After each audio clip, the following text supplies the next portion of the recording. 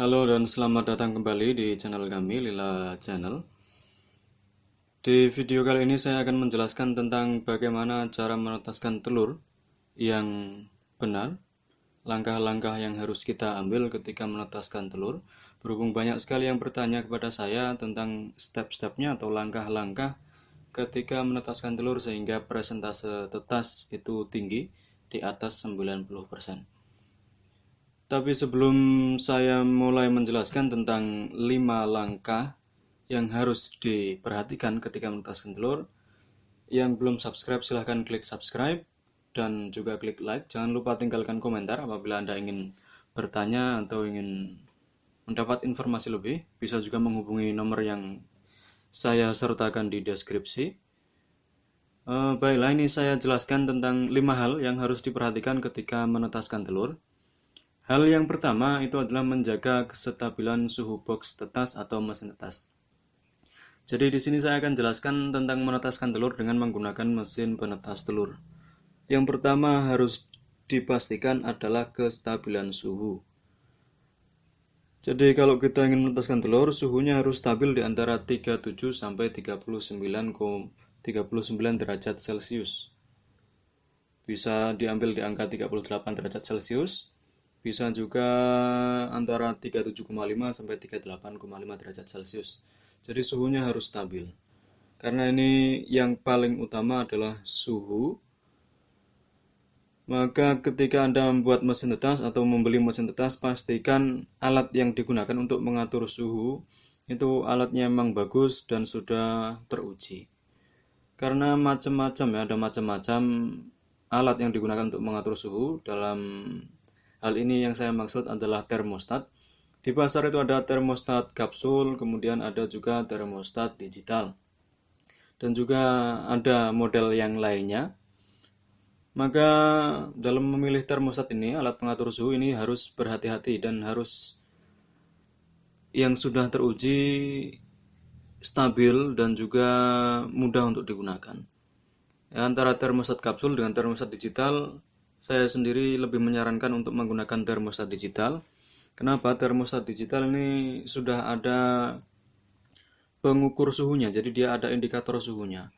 Kita tinggal setting saja suhunya supaya stabil di angka 37,5 atau 38 derajat Celcius. Maka secara otomatis nanti listrik akan terputus dan tersambung sendiri supaya suhu tetap terjaga di angka 38 derajat Celcius. Sementara kalau menggunakan termostat kapsul, dia memerlukan tambahan termometer. Jadi termostat kapsul ini harus melihat termometernya, kemudian diatur kapsulnya supaya dia memutus dan menyambung arus di suhu yang kita inginkan. Dan termostat kapsul ini kalau menurut saya agak rawan ya, karena dia mudah bergeser. Jadi dia geser sedikit saja suhunya bisa berubah. Ya, maka agak kurang stabil kalau menggunakan termostat kapsul, itu pendapat saya. Saya sendiri lebih menyarankan untuk menggunakan termostat digital. Ya, ini yang pertama, kestabilan suhu di antara 37 sampai 39 derajat Celcius. Kita ambil tengah-tengahnya saja di 38 derajat Celcius. Kemudian hal yang kedua adalah menjaga kelembapan box tetas. Ya, kelembapan box mesin penetas telur atau alat penetas telurnya itu kelembapannya harus dijaga. Berapa kelembapannya? Kelembapannya di angka 65%. Jadi hari pertama sampai hari ke-18 ini untuk telur ayam ya, untuk telur ayam 21 hari. Hari pertama sampai hari ke-18 itu kelembabannya di angka 65%. Bagaimana kita tahu kelembaban ini? Kita bisa menggunakan alat namanya hygrometer. Hygrometer ini alat untuk mengukur kelembaban. Di pasaran ada banyak. Ada hygrometer yang digital, ada juga hygrometer yang modelnya analog. Jadi dia menggunakan seperti jarum, indikator seperti itu. Sementara kalau digital dia digital, keluar angkanya di layar. Itu lebih mudah digunakan dan ada yang dilengkapi dengan kabel indikator, ada juga hygrometer yang tidak dilengkapi dengan kabel indikator. Saya sarankan menggunakan hygrometer digital yang ada kabel indikatornya, karena lebih mudah digunakan dan kita bisa melihat angka kelembabannya dengan lebih mudah kalau ada kabel indikatornya.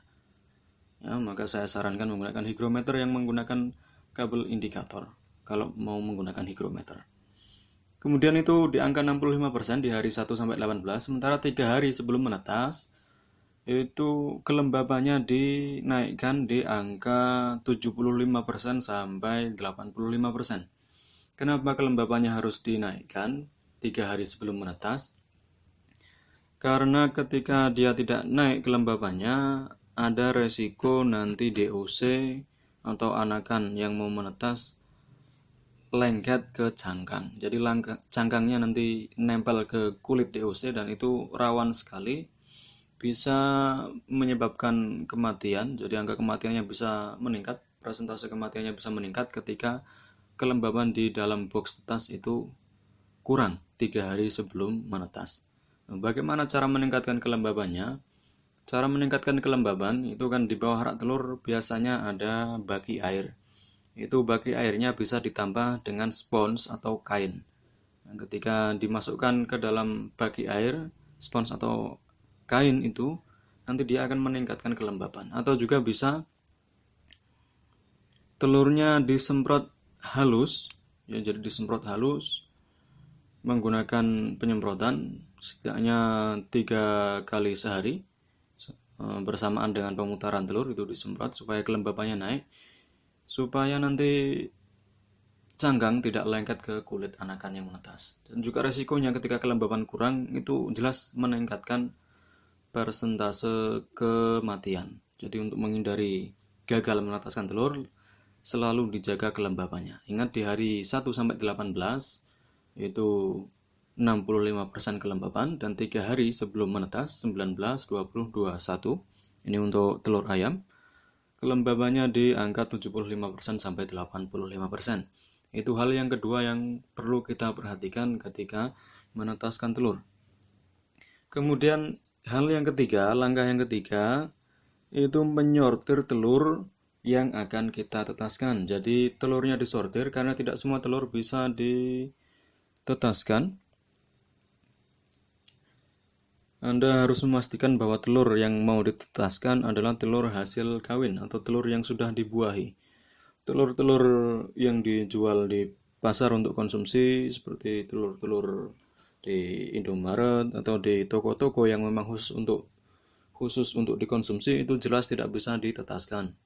Maka telur yang kita tetaskan adalah telur yang sudah dibuahi atau telur hasil kawin.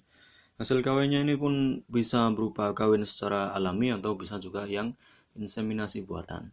Kemudian cara menyortir selanjutnya adalah pada hari ke-3 sampai ke-5, setelah telur masuk ke mesin penetas telur atau box mesin tetas, itu harus kita teropong. Ya, video peneropongan telur ada di channel saya di video sebelumnya, bisa dicek. Telur harus diteropong untuk melihat apakah di situ ada titik merah dan juga jaring-jaring merah yang menandakan bahwa embrio telur itu berkembang. Jadi kalau sampai hari ke-5 kok tidak ada embrio, tidak ada titik hitam dan juga jaring-jaring merah, jaring-jaring darah yang menandakan itu embrionya berkembang, maka lebih baik telurnya dipisahkan, bisa untuk dikonsumsi atau untuk dijual. Karena itu jelas tidak bisa ditetaskan karena tidak ada embrionya di dalam. Ya. Dan telur yang bisa ditetaskan, dia akan muncul titik hitam dan juga seperti jaring-jaring darah seperti itu. Ada di dalam ketika kita teropong. Dan ketika meneropong, usahakan kita meneropong di ruangan yang agak gelap supaya lebih mudah meneropongnya. Nah, jadi ini tahap yang ketiga, penyortiran telur. Kita sortir dan juga kita teropong. Dan juga kalau bisa, itu telur dimasukkan secara bersamaan.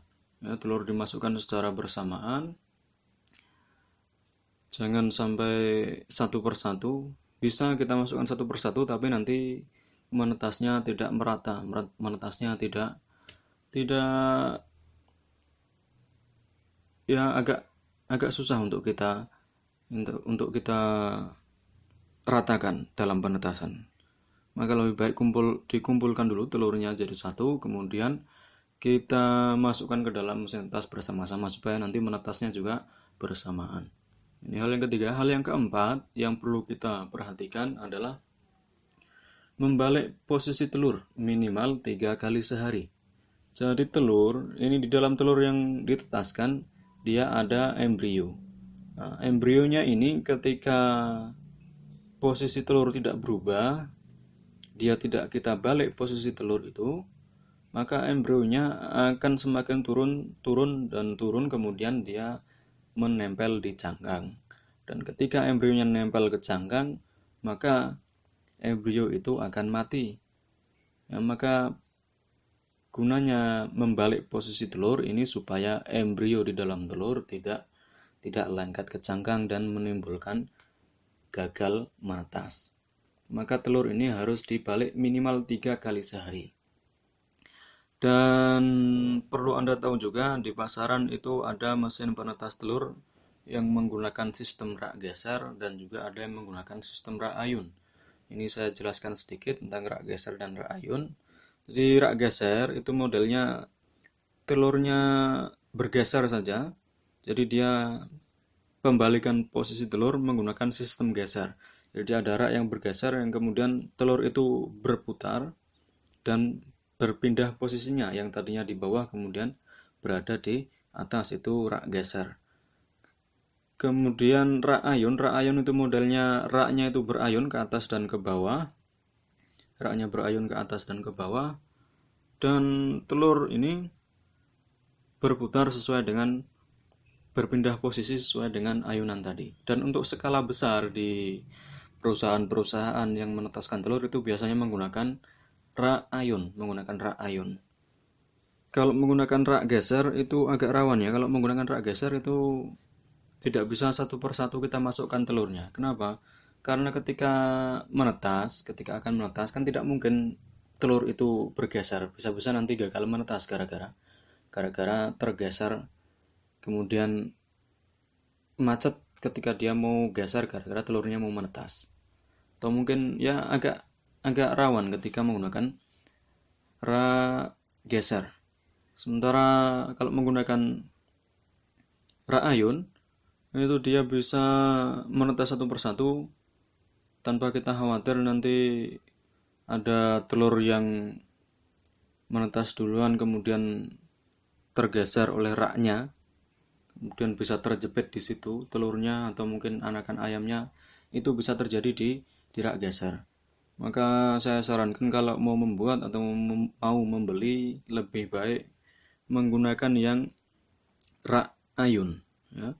Karena di perusahaan-perusahaan besar itu pun saya lihat kebanyakan menggunakan rak ayun. Untuk skala yang besar, ribuan biasanya. Ratusan, ribuan, puluhan ribu itu biasa menggunakan rak ayun. Kemudian hal terakhir yang perlu diperhatikan itu adalah menyiapkan box khusus untuk DOC atau DOD. Jadi ketika anakan ayam itu menetas, kita harus sudah siap dengan sebuah kandang yang itu memang khusus untuk ayam-ayam yang baru menetas atau anakan yang baru menetas, entah itu DOC, entah itu DOD, atau mungkin anakan yang lain, entah ayam, bebek, entok, burung puyuh, atau yang lainnya. Itu harus kita sediakan box khusus.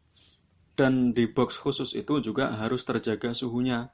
Kenapa? Karena anakan yang baru menetas itu agak rawan, mudah sekali mati ketika dia suhunya terlalu rendah.